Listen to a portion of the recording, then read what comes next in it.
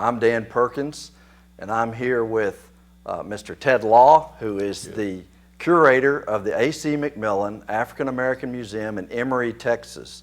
It's a wonderful and fascinating place, and we're here to learn a little bit more about that. The first thing I'd like to do, though, since this is our first presentation by the Corporation for Cultural Diversity for Greenville, Texas, is to tell you a little bit about who we are. We actually started as a committee from the city of Greenville back in the year 2000, and the city of Greenville adopted this mission statement. The city of Greenville is committed to the well-being of all its citizens.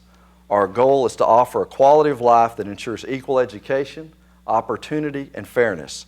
We're dedicated to acknowledge and correct inequality, embrace, value, and celebrate the strengths and talents of our diversity. That was adopted by the Greenville City Council on October the 25th, 2000. After that, we incorporated, and we're now separate from that, and our mission statement is to identify the strengths and needs specific to each culture within Greenville, Texas, and encourage a spirit of cooperation and appreciation throughout the community. We do that through different presentations, different programs, working with other groups and organizations. I wanted to introduce our board of directors to you. Our president is Reverend Philip Dukes. Our vice president is Betty Franklin, who is on the city council. Our secretary is Dr. Kim Butcher on the Greenville Independent School District. I'm the treasurer. Also, we have Johnny Corns, who's the president of the Greenville Golden and K Kiwanis Club, Bernice Brown, and Judy Castillo. I want to give a special thanks to GEUS, Greenville Electric Utility Services, particularly to Corey Hogan, Stan Golightly, and particularly Trey Ellsworth, who went down and filmed the A.C. McMillan Museum. And we're just so thankful for this opportunity to educate our community about all the wonderful opportunities we have. Dr. Laws, it's so good to have you. I'm sorry, Ted, it's so good to have you. That's fine. You're back on with Ted. Okay. Yeah. Ted, would you just tell us a little bit about how the A.C. McMillan African American Museum was begun? Be more than glad to, Dan. Let me say that the museum got its start in the year 2000. My wife and I are co-founders of the museum, and we did a visual survey of cultural institutions that related to the African American experience in America. We got in our car, went to Memphis, Tennessee, looked at the National Civil Rights Museum there, the Lorraine Hotel where Martin Luther King was assassinated. Looked at what they were doing there. Then we went on to look at a museum in Knoxville, Tennessee, which was a small museum, very much on the order of what we have here in Emory. And then we went on through Virginia and the various sites there and went to see the Smithsonian and came back through Georgia and also the Civil Rights Institute in Birmingham, Alabama. And then we said that we thought that East Texas needed a quality African American museum that would, through exhibits, educate the community, our communities, regarding the contributions that African Americans have made to the growth and development of Texas in general, but East Texas in particular, and also the rest of America. And that was the whole essence of why we and how we organized the museum. Well, one of the things that we went down there with the Juice film crew, and you'll get to see some of that in this program, but it's really the best kept secret in Rains County, I think, and really for Hunt County too. You've actually been out giving presentations to the Greenville Audie Murphy Cotton Museum and to different places. If you're in Greenville, Texas, how do we get to the A.C. McMillan African American Museum? Well, the museum probably is about 25 miles from downtown Greenville. If you take Highway 69 south to State Highway 19 and make a left, go every bit of a half a block on the left-hand side of the street in downtown Emory, you'll find the A.C. McMillan African American Museum. It's open on Thursday, Friday, and Saturday from 10 a.m. to 4 p.m. And we're 100% staffed by volunteers. There's no admissions. If you wish to call ahead, a person could call 903 area code 474-0083. Well, that's really wonderful museum. And you've also already been catering to Greenville groups. My understanding, the Greenville Christian School has either been there or is going there in the near future? Yeah, let me say that, yes, the museum is not as well known about as we'd like to have it known. However, many groups over the last 8-9 years have come from Hunt County, from Van Zandt County, from Smith County, Gregg County, Marshall, Texas, Longview, had groups to come in and actually tour the museums. Various exhibits we've had have generated people from different areas. One of our first exhibits that we had back in the year 2000 was on the Buffalo Soldier. So a lot of the military types who were familiar with the Buffalo Soldiers, they came, and a lot of that group came from Greenville. Oh, that's wonderful. And you tell us just a little bit about some of the different exhibits. Now, you have a standard gallery, but you also have rotating exhibits. Can you tell us some of those rotating exhibits that have been at the museum? Yeah, well, you know, there are various ways you can organize a museum. One is you can organize as a static institution, wherein you have exhibits, and they're the same all the time. And the other museums, you have rotating exhibits, where they just rotate all the time, and there's nothing static about it. So it's something always new.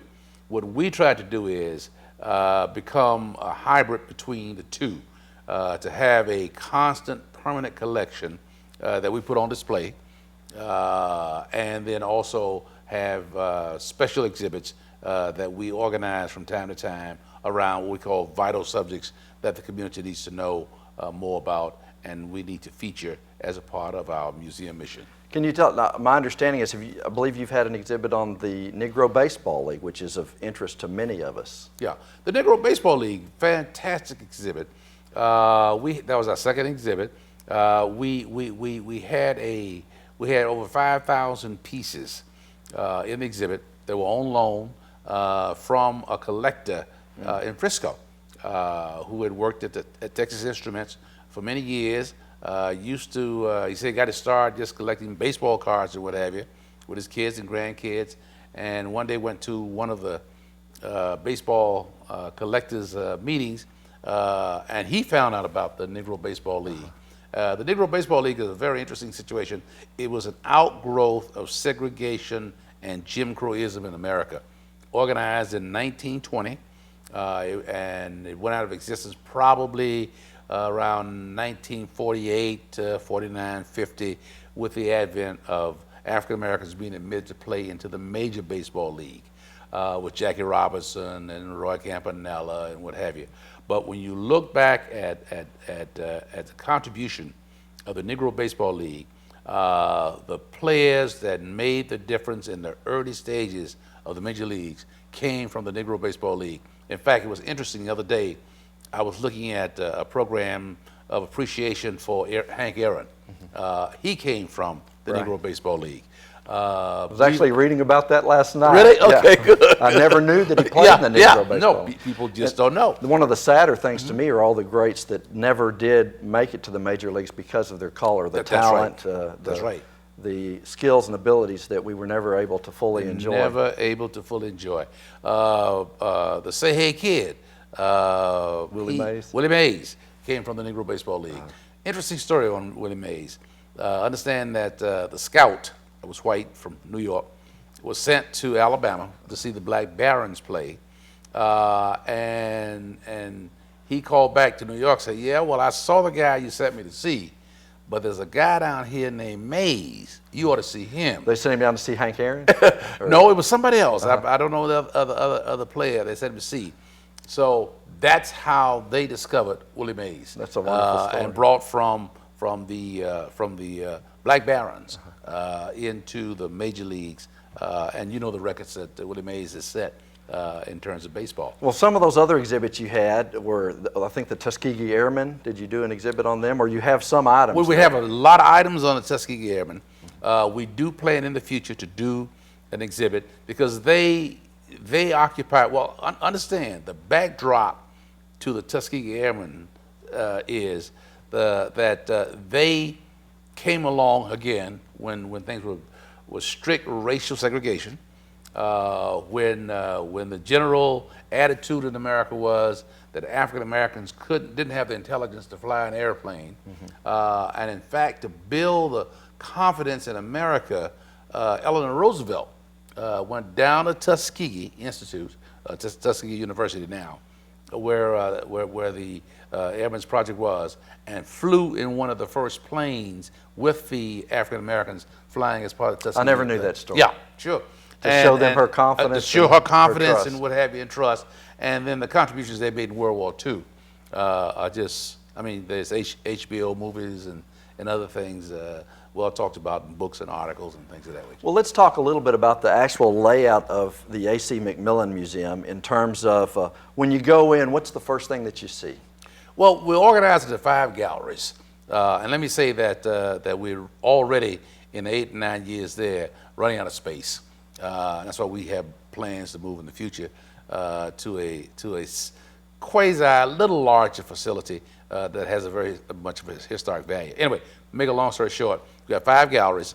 What we try to do is when you come in, is to give you an overview of where African Americans have come from in America in terms of physical sculptures, in terms of signs, like for white only.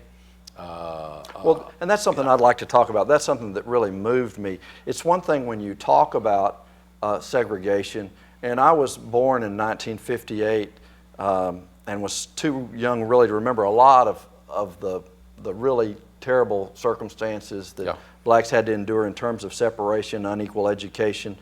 I believe when I was in 5th grade was the first time I had a black person in my class, and there was one in the entire school. Yeah. And so that was, I can't imagine how difficult that was. But it really brings it to life to me when I looked up and I saw the actual signs, you know, colored only. And will you tell us a little bit about those signs and about the conditions that blacks had to endure at that time? Well, one of the signs that we have in the museum, which is an authentic sign, was published by the Dallas Restaurant Association in terms of expressing their policy and their attitudes about African Americans eating in quit white restaurants. Okay, well,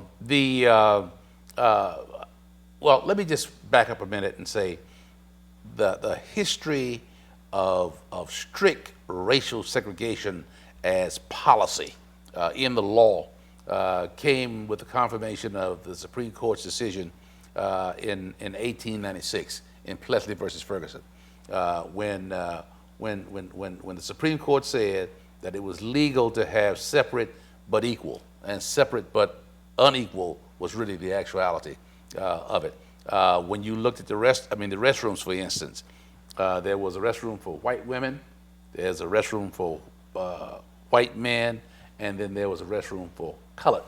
Okay, and in many cases, if an African American was traveling, and many did, from Florida to New York, there were no restrooms at all that you could go to. So you had to go around the back of the filling station of the building, what have you, to use that as a restroom kind of a function. Well, one of the things that I never knew was that apparently there was one restroom for men and female who were black.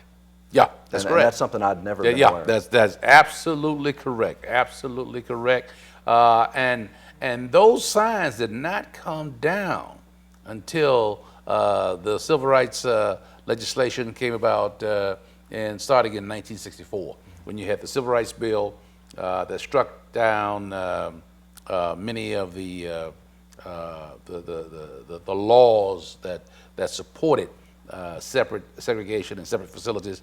The Civil Rights Bill of 1965, which was a voting rights bill that gave African Americans the right to vote. although we had the right to vote as being citizens of America, but could not vote, intimidated in not voting until the passage of the civil rights legislation. I read a book called Pillar of Fire that talked about the civil rights movement, and I was shocked. You know, I thought, well, okay, you have a poll exam that you have to take for literacy. What's wrong with that? And then in reading that book, there were certain places in the South where someone who had their doctorate who was black could not pass the test to vote, but an illiterate white person who could not read or write could pass the test.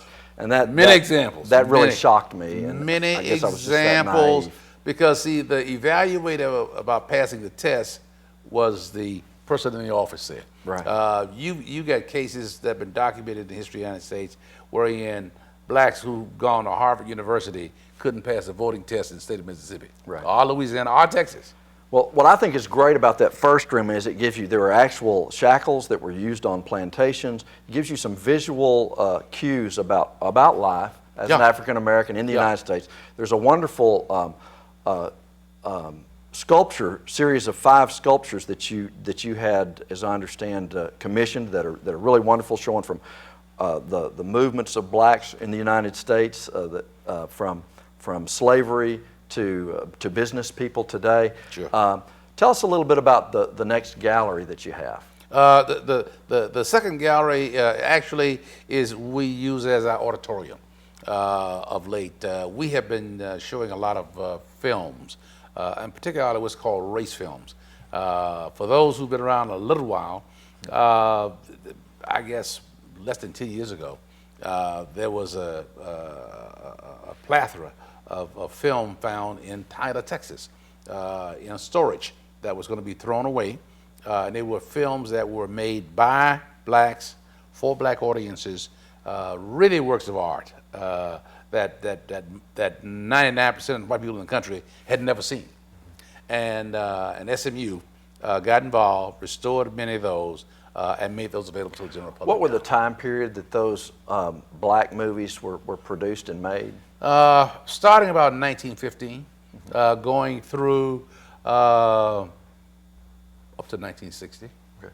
Yeah. So many of those were made at a time when blacks weren't welcome in the theater or had to sit in the back, and a lot of these were black produced, black written, black acted entirely. Sure, Is that correct? 100%. That's why they were known as race films, and that's why they were not shown in white audiences. I was born and reared in Tampa, Florida, which was a reasonable sized city.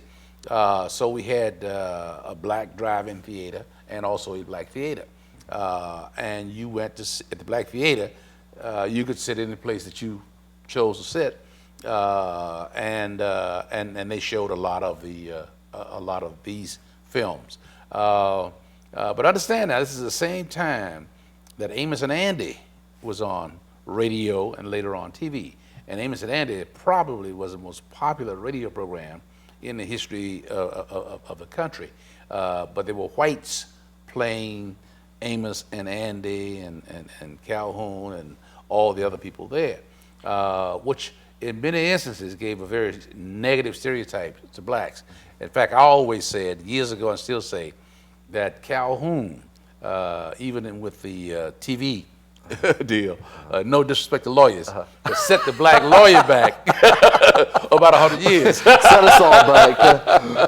Doesn't matter what color you are, if you're a lawyer, you've got a problem. That's really fascinating. This is a place where you can go look at all these different videotapes, films, and see as a resource center. Sure. That I thought was magnificent. There's also a wonderful stamp collection in that room. Sure. Of African Americans. There's also a wonderful doll collection in that Sure. room. Sure. And then what's the next gallery that you have? Well, let me just comment on those two items just Certainly. one quick second. I know time is of essence here. Is the doll collection. Before the 1960s, it was extremely difficult to find an African American doll for a kid. I mean, you couldn't find them. People used to take a Coke bottle and put cord, a string in it as hair, and that served as a doll. But so we, my wife really, started collecting African American dolls the last 25 years or more. So now we have in the museum about 75 or 100 dolls on display in African American dolls, and many of them were designed by African Americans, and then not just for the African American market, because many of the dolls that we have bought, particularly the old African American dolls, were bought from whites who had been given dolls when they were kids. Yeah. And then the next gallery that you have? Oh, I'm will you sorry. Tell us just a little bit the about next that? gallery, the third gallery, and it's a gallery dealing with genealogy and family life among blacks and African Americans in Rains County, by and large. A lot of blacks have lived in Rains County for a long, long time. The church there, the principal church, has been around for about 140 years. The Baptist church that everybody belongs to in Rains County, and it's interesting family life and family histories. And one of the things that we did when we opened the museum was to give everybody a scrapbook and told them, say, you write your family history the way you see it.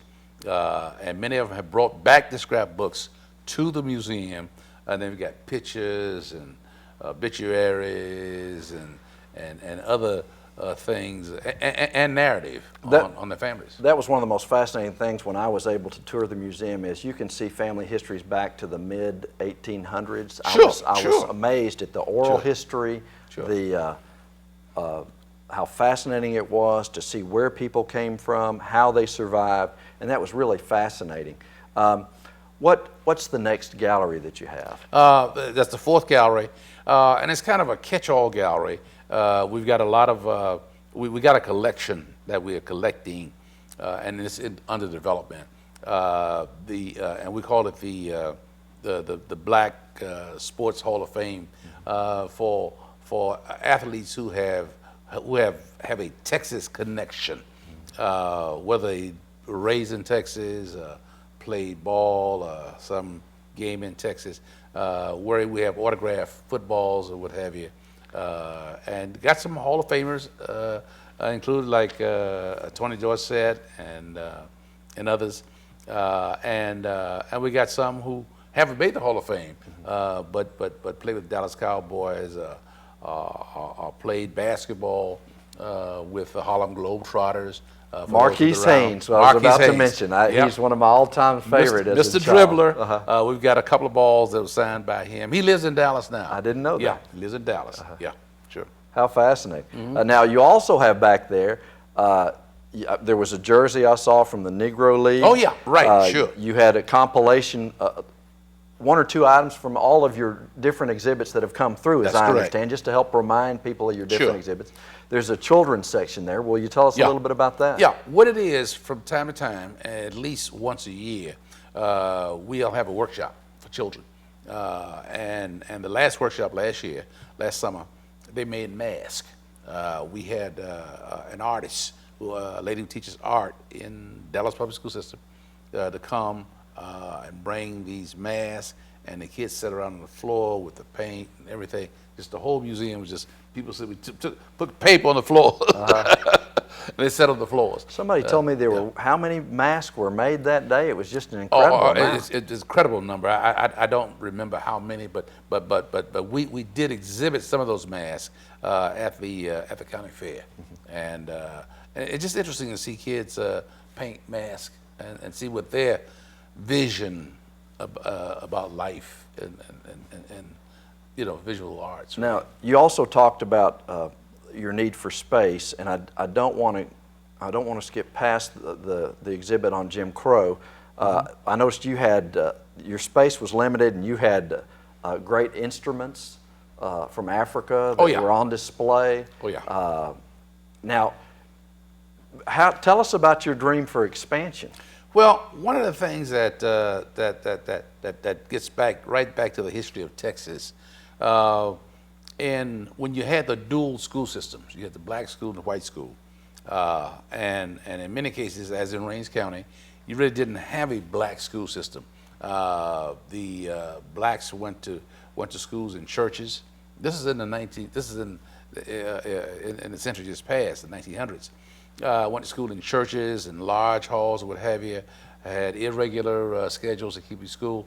In 1915, Booker T. Washington, along with Rosenwald, founded the Rosenwald schools in the former Confederate states, 15 states, and North Carolina had 880 some odd schools. Mississippi had 600 some odd schools. Texas had 527. And one of those is in Emory, is that correct? And one is in Emory, okay? Tell us a little bit about that. Yeah, we feel very proud about that, okay? The Texas Historical Commission had a study done in about about 2003 or 4, to identify all the schools that were Roosevelt schools or had been Roosevelt schools in the various counties in Texas, to look at those 527 schools. They found that about 30 of the buildings were still intact, and many were in terrible shape. And one of those buildings is in Rains County.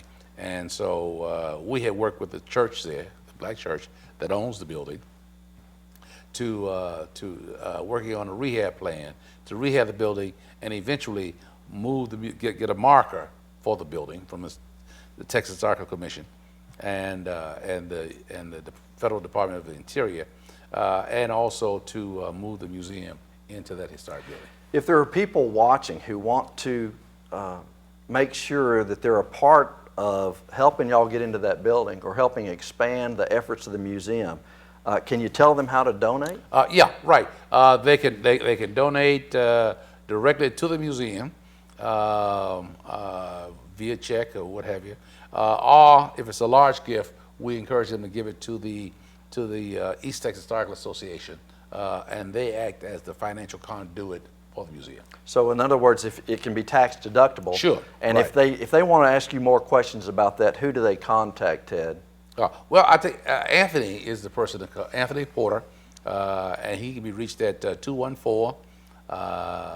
I'm sorry, that's my number. Okay. Well, you can call me. Okay. At 214-398-4311, and I'll be more than glad to discuss ways of getting involved as a volunteer or in making a contribution to the museum. Now, I've got to brag a little bit on Ted. Ted was actually an assistant city manager for the city of Dallas, is that correct? That's correct, yeah, right. And since then, you've gone on to bigger and better things. Well, I've been around a while. Let me say that, yeah, I came to Dallas in 1974 from Detroit, and to assume that position, recruited, and came here to stay a couple of years, and I was going back to Detroit, well, 34 years later, I'm still here. and we are so lucky to have you here, Ted. And pleased to be here, okay? In fact, my connection to Emory was I married A.C. McMillan's daughter.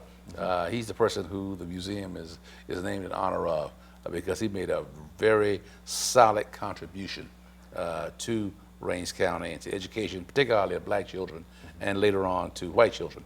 My legal assistant, Connie Dixon, was raised in Emory, and she had wonderful things to say about Mr. McMillan, and I thought that was a great tribute. That's good. That's good. Connie does an excellent job, and it was nice to see the impact that he made in her life. Good, good. I want to real quickly go back to the museum. The last gallery that you had was an exhibit on Jim Crow, and can you tell people briefly who don't know or may not have lived through this what Jim Crow was? Well, you know, it's interesting. I used the term Jim Crow, I guess about a year or so ago, talking to a white friend of mine who I just assumed everybody knew what Jim Crow was. Mm-hmm. And she said she was born and reared in Ohio and had never heard the term Jim Crow. Did not know what Jim Crow was. Jim Crow is the official racial segregation or racial apartheid in the United States, particularly in the South. And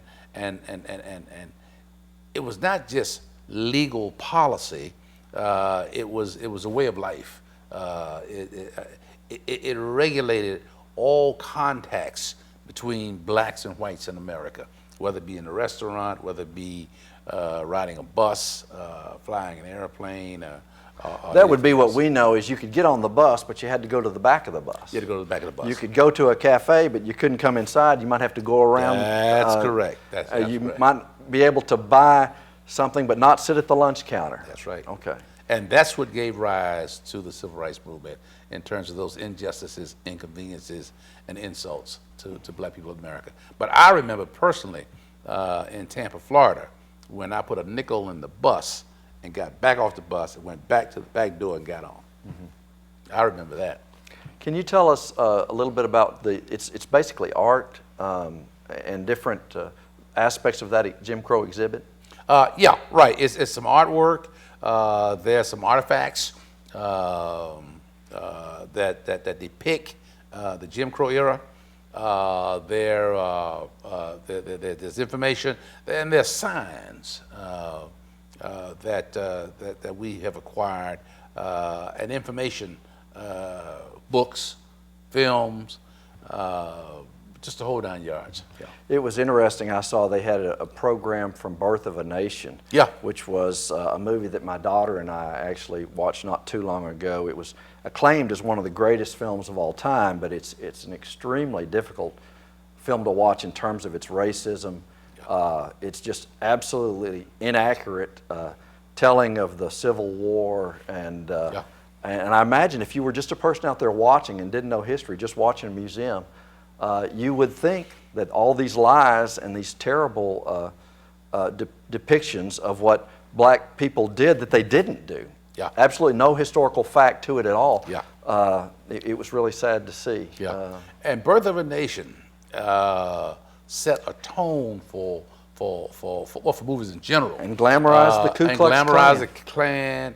And it was shown at the White House in the the Wilson administration, who came out and said it was one of the best movies he's ever seen.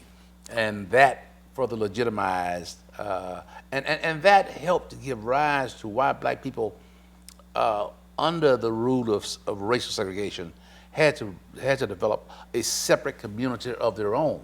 One of the things that I published an article in the East Texas History Journal here, I guess it was about a year ago now, less than a year ago, on Black Dallas, and blacks in Dallas saw that that because of racial segregation and there was not going to be any fairness in the system, at some point in time, stopped trying to integrate, but went and built a community of their own, and that's why you have the enclaves of pockets of black communities, and not just in Dallas, but in every city in the country. Well, one of the things that I want to tell our audience is that Ted is the president of the East Texas Historical Association, which is one of the largest in the United States of a regional historical association. And I'm sure that if you have a club or you have a need for a program, that Ted would be glad to come and schedule that for you. Sure. I really want to thank Ted, you and your wife, Anthony Porter, is that correct? Anthony Porter, yeah, right. Wonderful, sure. Wonderful. Gave us a wonderful tour. This is such a magnificent museum, and I hope that you'll have an opportunity to go down, see the museum, schedule your group to go to the museum. It's really enlightening, and it's very important. I think someone once said, if you don't remember your history, you're doomed to repeat it. That's correct. And I want to thank the crew here at GEUS. They've done a magnificent job, and they're so wonderful and kind to us. We look forward to bringing you programs in the future.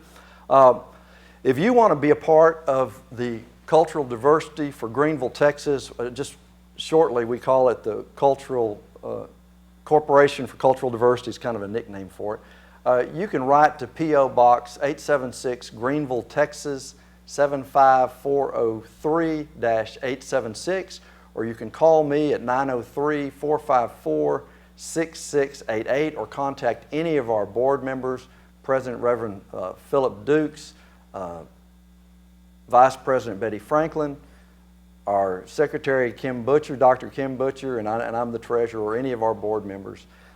We really appreciate your time with us today, and hope you'll take time to go to the A.C. McMillan African American Museum in Emory, Texas. Thank you so much, Ted. Good. Appreciate it. Very good. Thanks.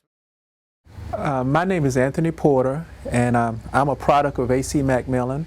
I'm the manager of the museum locally, and it's an honor to both manage and volunteer for the museum. He was my principal and teacher for 8 years at Sand Flat Elementary School. What I'd like to introduce you to here, a very important part of the museum, the four sculptures here, deals with our journey, actually, from Africa to America as slaves, our experience of slavery in America, to the civil rights movement, and then finally into the mainstream of America. And so this sort of like our journey has been 4 parts, and this was commissioned especially for the museum. The museum consists of 5 chambers. As you enter the museum, usually we have a view of what the exhibit is all about. Right now, the current exhibit is Jim Crow racial stereotypes. And so our entire exhibit will cover this throughout the museum. So this is the lobby section, and then as we move about, you'll find different pieces of the museum of Jim Crow in the museum. Starting here, we have books on Jim Crow. We have a Jim Crow museum DVD, other pictures that dates back as far back into the 20s.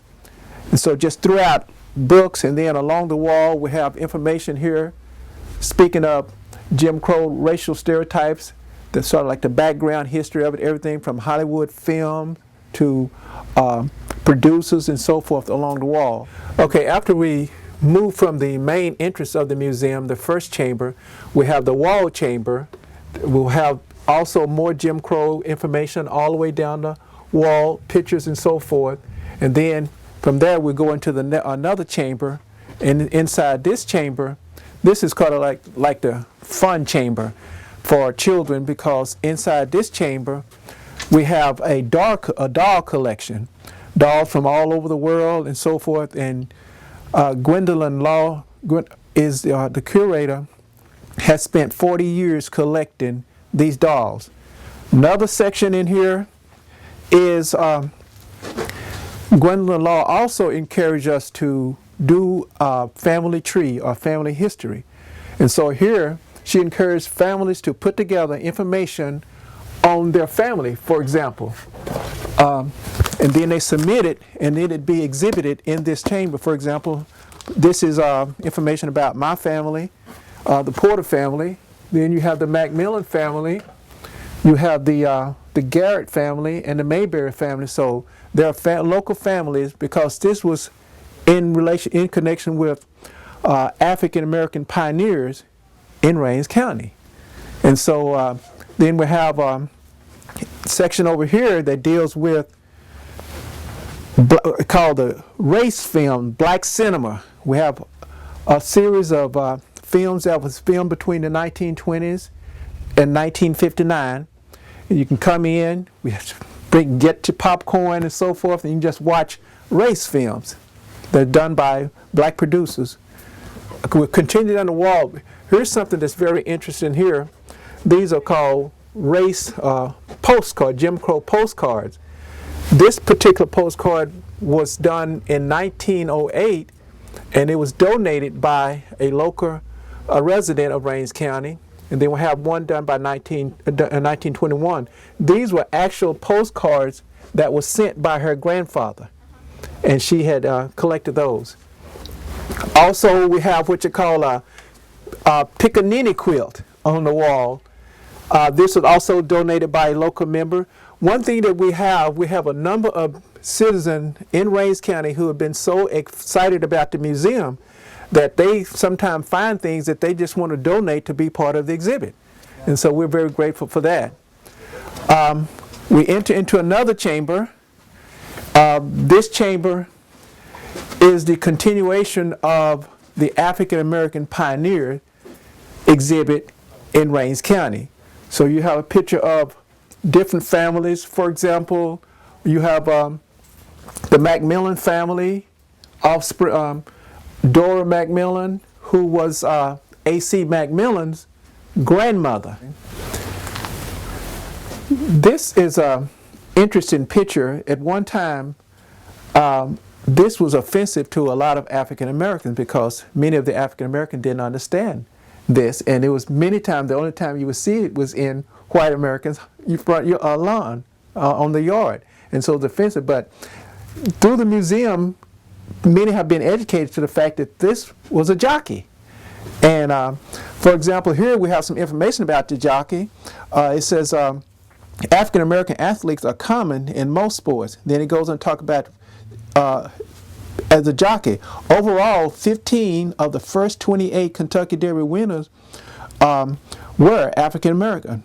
So this is something that especially made me proud because I too did not understand this until I became a manager, volunteer here at the museum.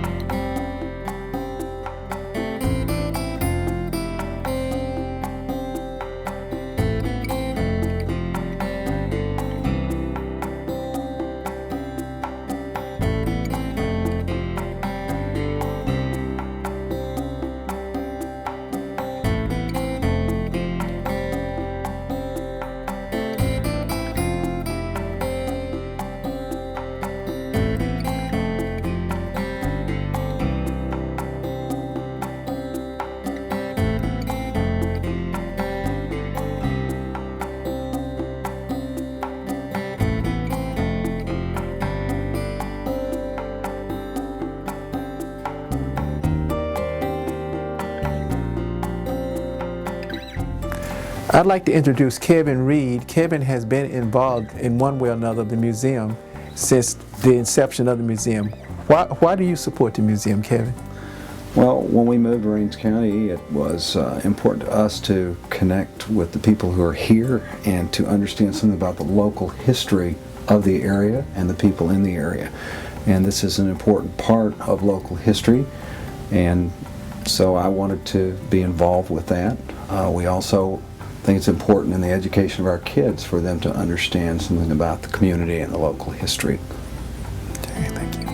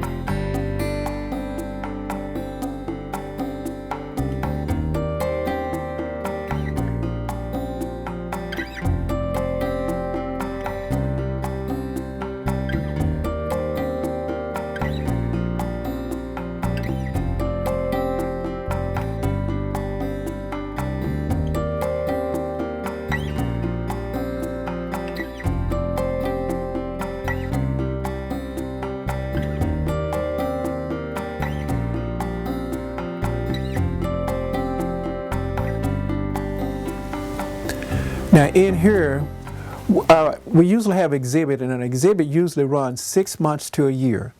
And for those who may have missed some of the exhibits, we've had a number of exhibits: the Buffalo Soldiers, Negro Baseball League exhibit, African American postage stamps. We've had Texas Blacks in Texas Reconstruction exhibit. And so what we do, we'll take pieces from each exhibit and store them in this chamber, which we call it the permanent exhibit chamber. And so that way, if one missed the exhibit, at least they can have an idea on what has taken place. We have 5,000 pieces or so of pieces, and so we're just shifting, rotating things in and out. This section back here is, again, one of the McMillan family members donated a series of books that cater to children, easy reading for children. For example, we have a book on Charles Drew, Sojourner Truth, Benjamin Banneker, and so forth. And so we usually seek to get to children. The local school district has been very supportive of the museum, And so we have workshops constantly and so forth. Children have coloring contests that children from different community. And I must say this, the participation among the children in Rains County is multiracial, multicultural. When we have an event, it's just not African American students that show up. We have white American, and we had one exhibit last summer. We had about equal amount of Mexican American, African American, and white American students. Well, Mr. Porter, I want to ask you real quickly. You've got some children coming from the Greenville Christian School.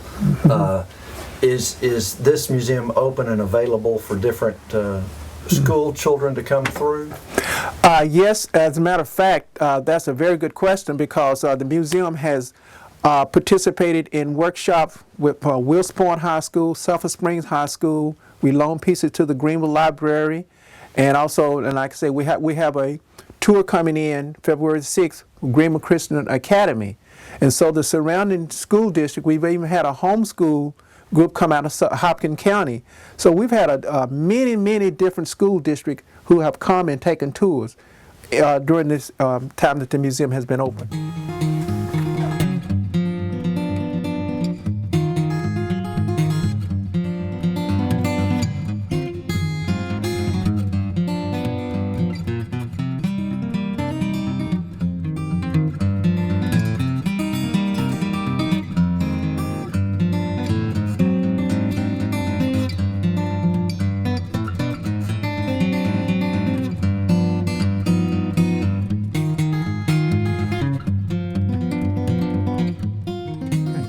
Now what we have here is a painting of the Buffalo Soldiers. The Buffalo Soldiers consisted of the 9th and 10th Cavalry of the U.S. Army. And we're over here, we have one of the original photographs of the Buffalo Soldiers, the 9th Cavalry. What fascinated me, but one thing fascinated me about the Buffalo Soldiers is how they got the name. The name Buffalo Soldier came from the Comanche. And it was a title of respect, and the Comanche named them called them the Buffalo Soldiers because of the texture of the soldiers' hair. The hair reminded them of the buffalo, and so it was a great sign of respect to call them the Buffalo Soldiers. This section here we call the autograph sports section. We have different autographs from different players, both in football, basketball. For example, we have Ed Too Tall Jones autograph. We have Dwayne Thomas autograph, Marcus Haynes in basketball, and so forth. Also, we have a uniform from the Negro Baseball League, the Birmingham team. We also have up here even have autographed Wheatie boxes from athletes.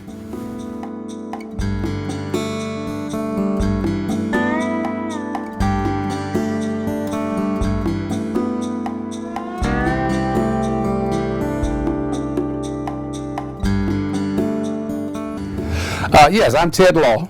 I'm with the A.C. McMillan African American Museum in Emory, Texas. We've been in existence now for approximately 9 years. I'm one of the co-founders with my wife, and we appreciate your finding an interest in the museum.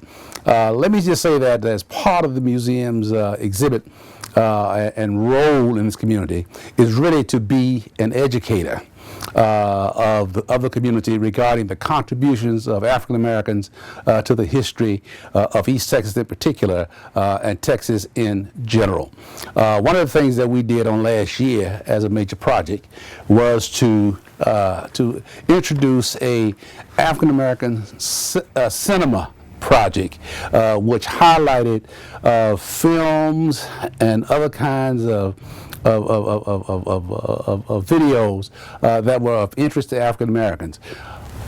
In the Jim Crow era, in the growth of Texas, African Americans were denied access to the movies and what have you. So there was a separate industry that developed movies for the African American audience. And in many cases, they were produced and directed by African Americans. The Cinema Project, there's one of the tapes here is called A Century of Black Cinema, the greatest black entertainers ever assembled in one program. And this shows a whole history going back to about 1915 through today in terms of blacks being involved in motion pictures.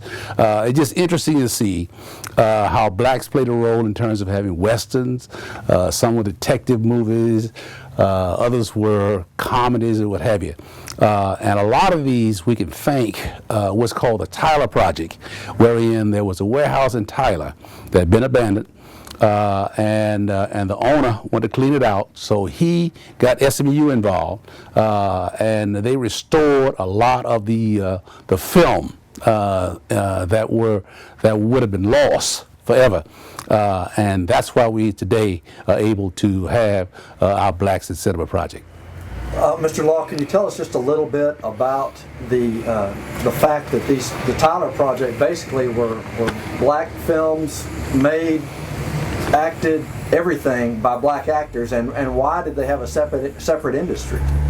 Well, nobody from the majority community was making any kind of film for the African American audience. So black life and things of interest to blacks were done by blacks and for black audiences. Yeah.